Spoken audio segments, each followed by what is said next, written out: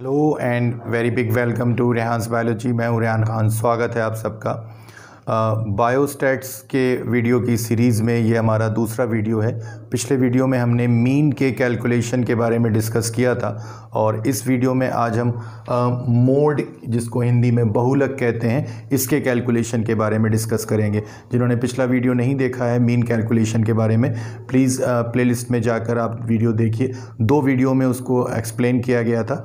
Mode जो है central tendency calculation का एक और मेथड है। जैसा कि आपको पहले बताया है कि सेंट्रल टेंडेंसी जो है वो किसी भी सर्वे में कलेक्ट की गई डाटा वैल्यूज़ की ऐसी टेंडेंसी होती है जिसमें कोई भी डाटा वैल्यू उस डाटा के एवरेज के आसपास रहती है।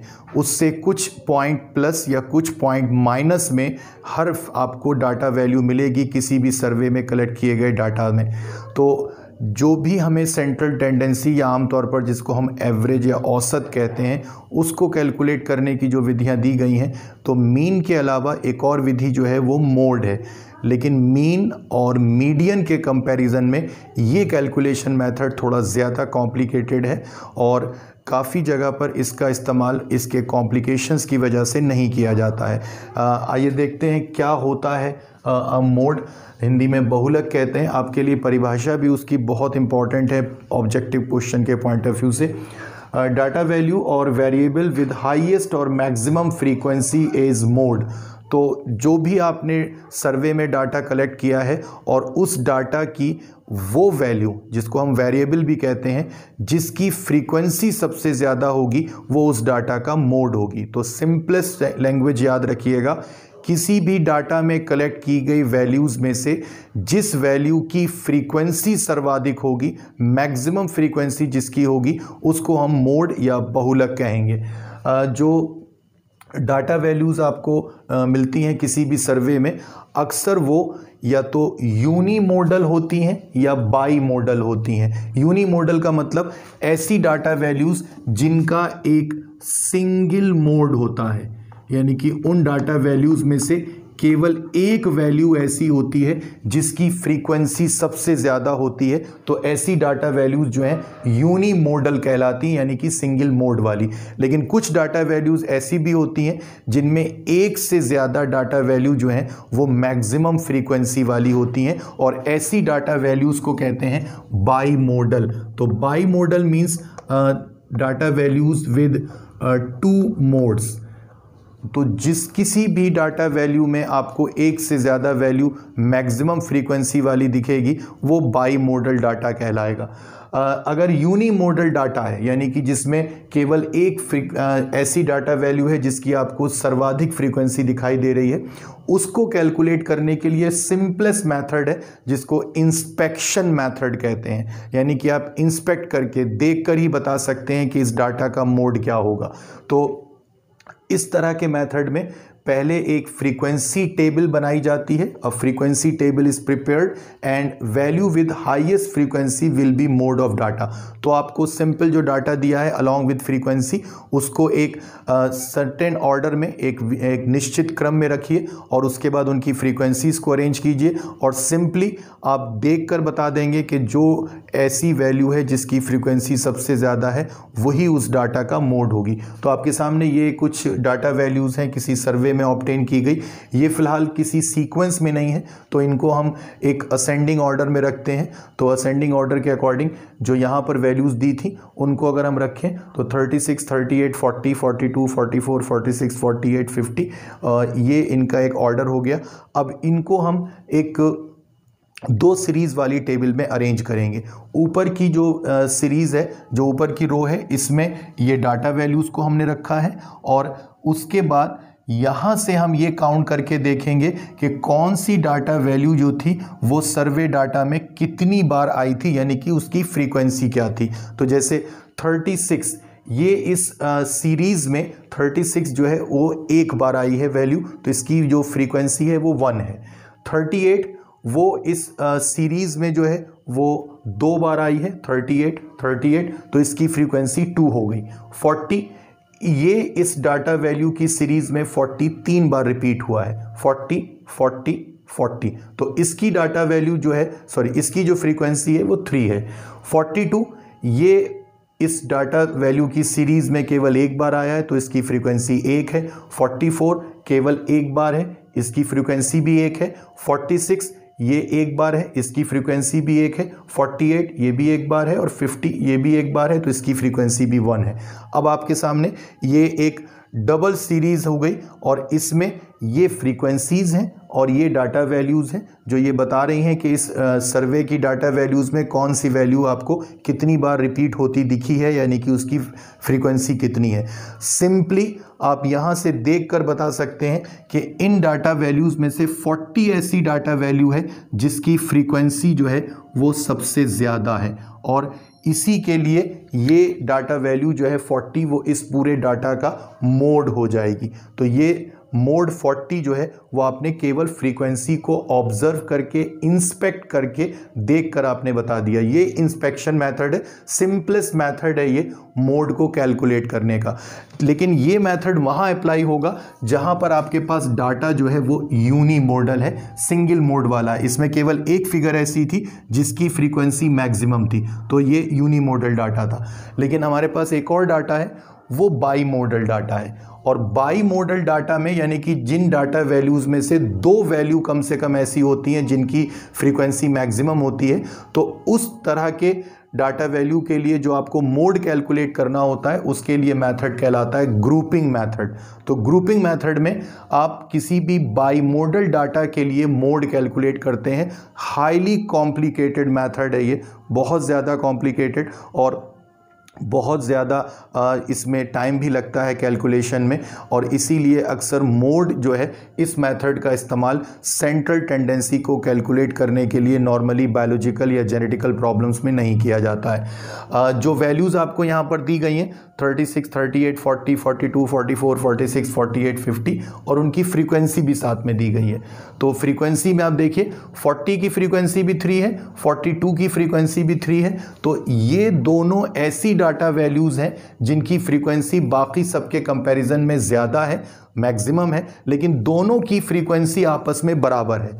यानी कि अगर हम इंस्पेक्शन मेथड के हिसाब से देखें तो ये भी मोड हो सकता है, ये भी मोड हो सकता है, यानी कि 40 भी इसका मोड हो सकता है और 42 भी, क्योंकि दोनों की फ्रीक्वेंसी जो है वो मैक्सिमम है। लेकिन चूंकि वो आपस में सेम है फ्रीक्वेंसी और हमें मोड एक ही चाहिए होगा, तो इसलिए अब हमें तय करना मुश्किल है कि इसमें कौन सा मोड है।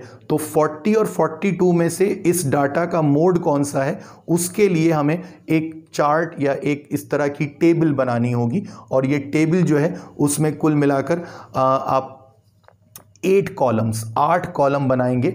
यहाँ पर एक समरी दी है कि वो 8 कॉलम आप किस तरह से बनाएंगे। पहले कॉलम में, कॉलम 1 में डाटा रखेंगे, ये डाटा वैल्यूज़ हैं जो यहाँ दी गई थी। कॉलम 2 फ्रीक्वेंसीज, ये फ्रीक्वेंसीज दी गई थी, ये फ्रीक्वेंसी यहाँ पर रखी गई हैं। कॉलम 3 इसमें सम ऑफ 2 फ्रीक्वेंसी, 2 फ्रीक्वेंसी का जोड़ जो है ये तीसरे कॉलम में आएगा। Column 4 sum of 2 frequency ignoring first frequency. तो जो फ्रीक्वेंसी की सीरीज है इसमें से पहली फ्रीक्वेंसी को इग्नोर कर दीजिए, छोड़ दीजिए, और उसके बाद जो है 2 फ्रीक्वेंसी को इस तरह से सम कर दीजिए, जोड़ दीजिए, वो चौथे कॉलम में आएगा। पांचवें कॉलम में, column 5, sum of 3 frequencies, 3 frequencies का जोड़ पांचवें कॉलम में आएगा। छठे कॉलम में, कॉलम 6, इसमें 3 फ्रीक्वेंसी का जोड़ आएगा इग्नोरिंग फर्स्ट फ्रीक्वेंसी।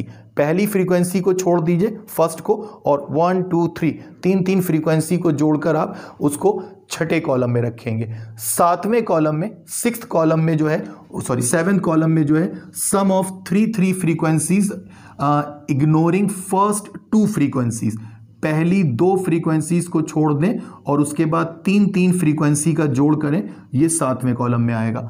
8वां कॉलम जो है उसमें अकॉर्डिंग टू नीड, जैसी आपकी ज़रूरत हो और जैसा आपके पास डाटा हो उसके अकॉर्डिंग या तो 4 फ्रीक्वेंसी का जोड़ आपको देना होगा वहाँ पर, या अगर वो डाटा वैल्यूज़ 10 या 15 हैं तो 5 का जोड़ आपको फ्रीक्वेंसी का वहाँ रखना होगा। तो ये कुल मिलाकर 8 कॉलम आपको बनाने हैं। अब इसमें से 2 कॉलम तो सीधे सीधे आपको समझ आ रहे हैं कि पहले कॉलम में डाटा वैल्यूज़ दी गई हैं जो ऑलरेडी हैं वहाँ पर, वो यहाँ रखी गई हैं। दूसरा जो कॉलम है उसमें ये फ्रीक्वेंसीज़ दी गई हैं जो प्रॉब्लम में ऑलरेडी आपको दी गई हैं या दी जाएंगी।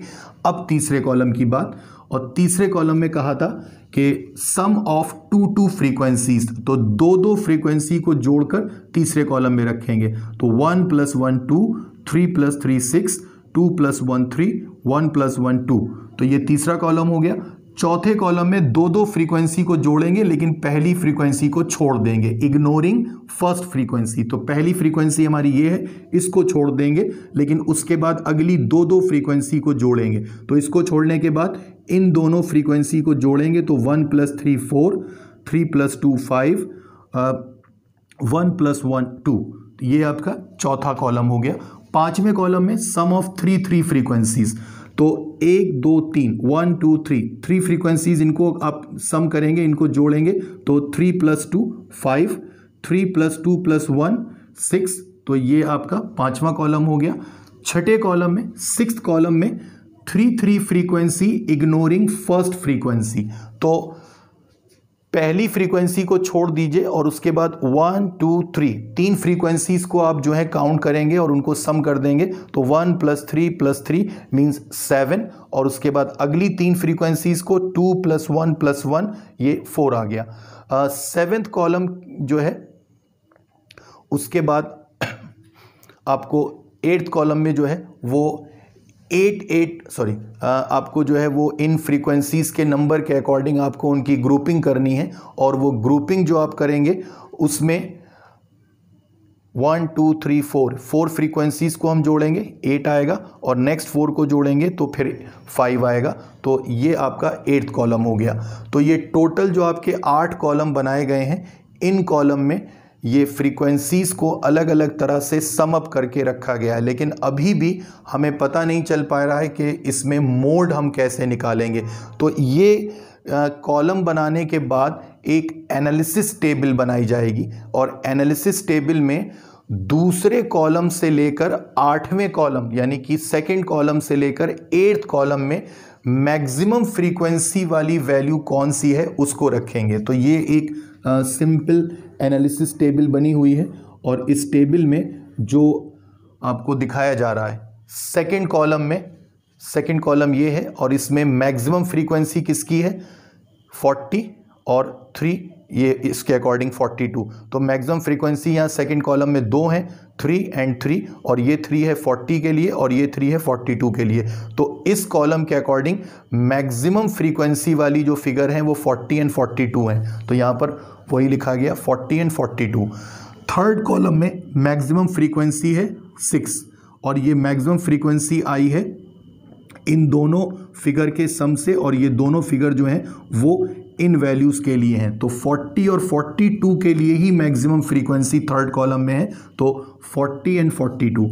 फोर्थ कॉलम में मैक्सिमम फ्रीक्वेंसी है 5, और ये मैक्सिमम फ्रीक्वेंसी जो है वो आई है 3 और 2 के कॉम्बिनेशन से, और 3 जो है वो फ्रीक्वेंसी है 42 की, और 2 जो है वो फ्रीक्वेंसी है 44 की। तो 44 और 42 ये फोर्थ कॉलम में आ गया। फिफ्थ कॉलम में मैक्सिमम फ्रीक्वेंसी है 6, और ये मैक्सिमम फ्रीक्वेंसी इन 3 फिगर के सम से आई है, और ये 3 फिगर जो हैं वो 42, 44 और 46 को रिप्रेजेंट कर रहे हैं। तो 42, 44, 46 हम यहाँ लिखेंगे। इसके बाद सिक्स्थ कॉलम जो है उसमें मैक्सिमम फ्रीक्वेंसी है 7।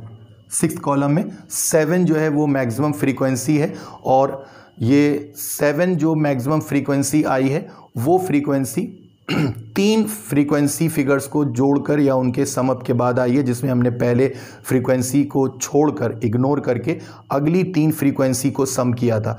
तो 1 + 3 + 3 ये 7 आया था, और ये जो 7 मैक्सिमम फ्रीक्वेंसी आपको 6th कॉलम में दिख रही है वो 1 + 3 3 फ्रीक्वेंसी की वजह से है, और उसमें 38, 40 और 42 जो हैं वो डाटा वैल्यूज़ हैं जिनके लिए ये फ्रीक्वेंसीज थी। तो 38, 40 और 42। इसके बाद आपको 7th कॉलम देखना है, और उसमें मैक्सिमम फ्रीक्वेंसी है 8, और ये 8 जो मैक्सिमम फ्रीक्वेंसी आई है 7th कॉलम में, ये पहली दो फ्रीक्वेंसी को इग्नोर करके अगली तीन फ्रीक्वेंसीज को सम अप करके आई थी। तो पहली दो फ्रीक्वेंसी को अगर हम इग्नोर करेंगे तो अगली तीन फ्रीक्वेंसी होंगी 3 + 3 + 2।